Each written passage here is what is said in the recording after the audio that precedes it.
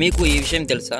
నీ phone scroll చేస్తూ ఉంటే నీ ఐస్ సైలెంట్ గా డ్యామేజ్ అవుతూ ఉంటాయి. నైట్స్ లో ఫోన్ చూస్తున్నావా? బ్లూ లైట్ ని డైరెక్ట్ గా ఐస్ కి వేసుకుంటున్నావు. బ్లూ లైట్ రెటీనా సెల్స్ ని అటాక్ చేస్తుంది. బ్లూ లైట్ డైరెక్ట్ గా వెళ్ళటం వల్ల ఇన్ ప్రొడక్షన్ ని బ్లాక్ చేస్తుంది. ఇది స్లీప్ సైకిల్ ని డిస్టర్బ్ చేస్తుంది. లాంగ్ టర్మ్ లో ఇది మ్యాక్యులర్ డీజనరేషన్ రిస్క్ ని పెంచుతుంది. అది బ్లైండ్నెస్ కి లీడ్ అవ్వచ్చు. హార్డ్వేర్ స్టడీస్ ప్రకారం బ్లూ లైట్ ఎక్స్పోజర్ నైట్ లో 2 అవర్స్ కంటే ఎక్కువ ఉంటే ఐ హెల్త్ 30% డ్యామేజ్ అవుతుంది. నైట్ మోడ్ ఆన్ చేయండి. నైట్ 8 PM తర్వాత ఫోన్ పక్కకు పెట్టండి. మనిషి బాడీలో బ్యాక్టీరియా సెల్స్ హ్యూమన్ సెల్స్ కన్నా ఎక్కువ.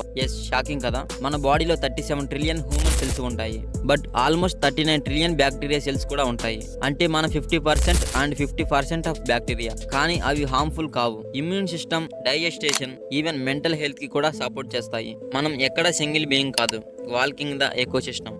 కాఫీ ఎక్కువగా తాగితే మీ గుండె కొట్టుకునే వేగాన్ని పెంచుతుంది. కాఫీ బాగుంది అని 3-4 కప్పులు తాగుతున్నారా? అయితే మీరు చాలా ప్రమాదంలో ఉన్నారు. క్యాఫిన్ అడ్రినలైన్ లెవెల్స్ ని స్పైక్ చేస్తుంది, హార్ట్ రేట్ ని ఫాస్ట్ చేస్తుంది. డైలీ 4 కప్పులు తాగితే heart palpitation, anxiety and even regular heart break risk పెంచుతుంది. అమెరికన్ హార్ట్ అసోసియేషన్ వాళ్ళు వార్నింగ్ ఇచ్చారు. ఓవర్ డోస్ కాఫీ వల్ల సడన్ కార్డియాక్ ఇష్యూ వచ్చే ఛాన్స్ ఉంది. సో కాఫీని లిమిట్ గా తాగండి. 2 కప్పులు తాగితే మీ హార్ట్ ని హెల్తీగా ఉంచుకోగలరు.